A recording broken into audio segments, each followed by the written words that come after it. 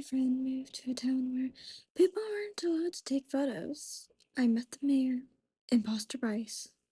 As I petted him, stuck around for a couple of hours before shuffling off to God knows where.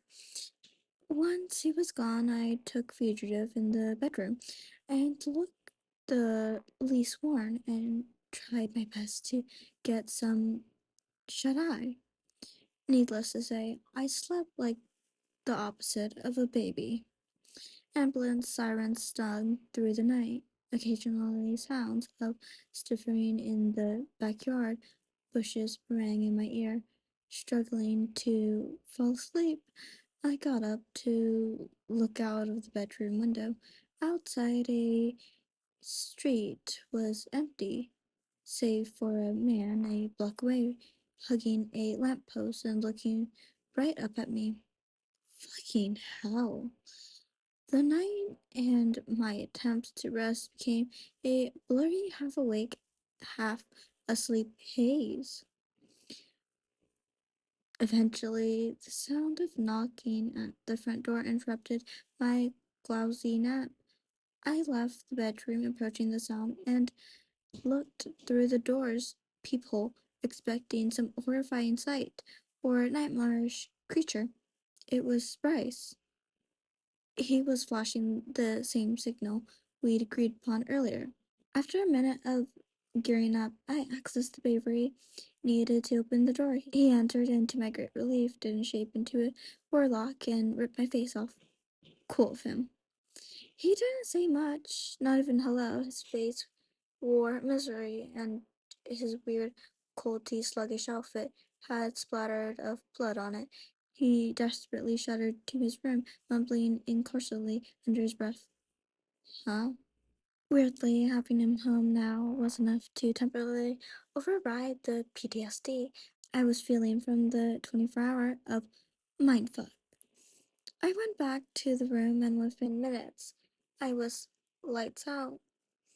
When I woke up, it felt like I'd emerged from the best sleep I'd ever had, to the point that it took me a good 20 seconds to remember exactly where I was and for the misery to creep in. I looked at the clock and saw the time was only 7:15 a.m. I was flabbergasted. No way that I only slept an hour. I entered the dining room. Bryce was already breakfast ready. Plates were set out on the table. Does time work differently here? I asked, taking a seat. Bryce sized up my outfit. I was still wearing my clothes from yesterday. I should have remembered to lend you my PJs. My bad.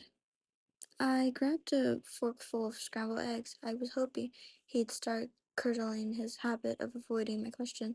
I took a bite. Not bad. Time, he ruffled. Not sure. There's enough weird things happening here that I don't really dwell on it. Fair enough, I said. So, I was instructed to bring you with me to today's job. I almost splattered eggs all over the table. Bring me? Me explicitly. Yep. He turned his phone around and leaned across the table to show me. Well, I'll be. There it was, wrapped in a gray bubble, the most recent text in a thread. This morning, you will visit the Parker Group building and audit their operations. Bring Rosedale Beckett with you. I sighed. I assume I have to come because not following the rules here is a bad idea. He shot me ungracefully with his finger guns. You catch on, Freddo. I decided not to protest. After yesterday's shenanigans, it was probably best I followed Bryce's lead. We promptly finished up breakfast. Bryce basically made a beeline to his car in the driveway after. Dude took his job seriously. I joined him outside, half afraid of a banshee would jump out of the bushes or something. But after things were relatively tame, actually, the only thing out of the ordinary was a gathering taking place in the auditorium's mansion across the street from us. Through the window, I noticed a gallery of well-dressed societies, like sitting at a circle and reading a book together. A book club. At this hour? I rode shotgun in Bryce's Ada. When the fuck did he get to Ada? As he drove us to the skyscraper in the town center. So, what's the escape plan? I asked.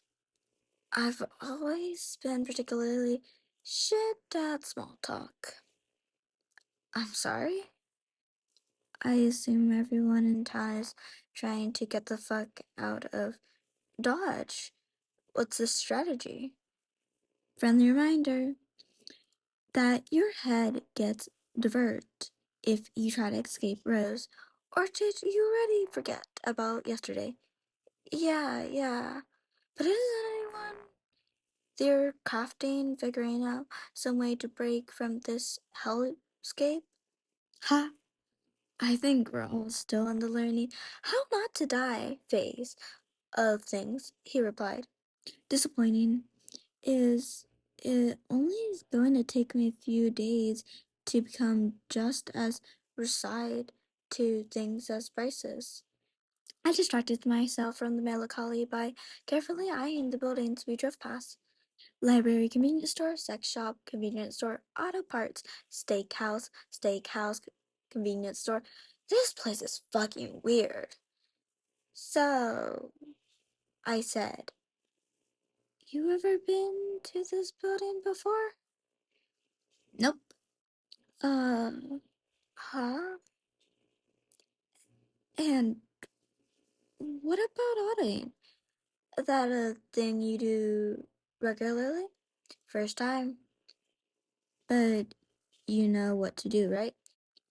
Yeah, I was given clear instructions. Go inside, tell them why they're visiting, tell them, explain what they're doing, let them take us where they need to take us. If anyone has any concerns, say that they're friends of Melanie Lane. Right. And who's Melina Lane? No clue, he said. Oh, right, another rule. Avoid small talk with employees. We closed in on Thai Rise, Bryce slowed down to find parking. We stepped out of the car, the looming building ahead.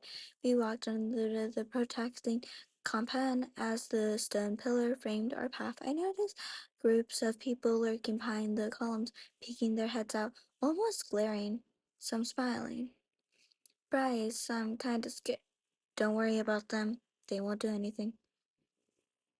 Okay. We reached the entrance. The motion sensor sliding doors parted gracefully, inviting us in. We crossed in the lobby. A very sharp-dressed greeter approached us. Why, hello there, sir. And look, you brought company. Here for an audit, Bryce said smirkingly. Yes, of course, the folks up on 9 were expecting you. Great, we'll be on our way. Bryce, all business, walked to the elevator and pressed the button to call. He stared at the framed picture hung on the wall between the lifts. It was a portrait of a stunning luxury car. God, that's a sweet ride, he said.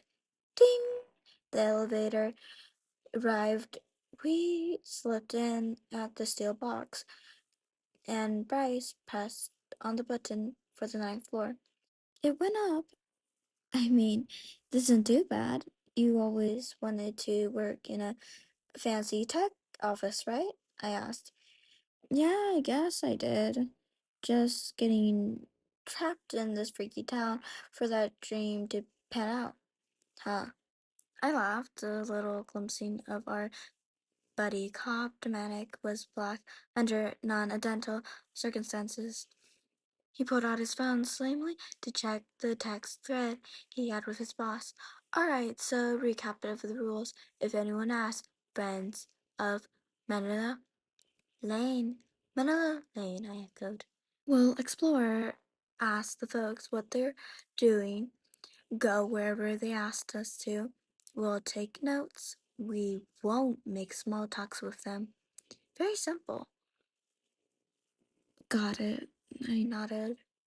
The lift trembled momentarily as it settled into the ninth floor. Then the doors opened. We emerged into a floor that was pretty tacky looking decor, I have to say. It looked dated, unbecoming of the prestigious looking building it was housed in.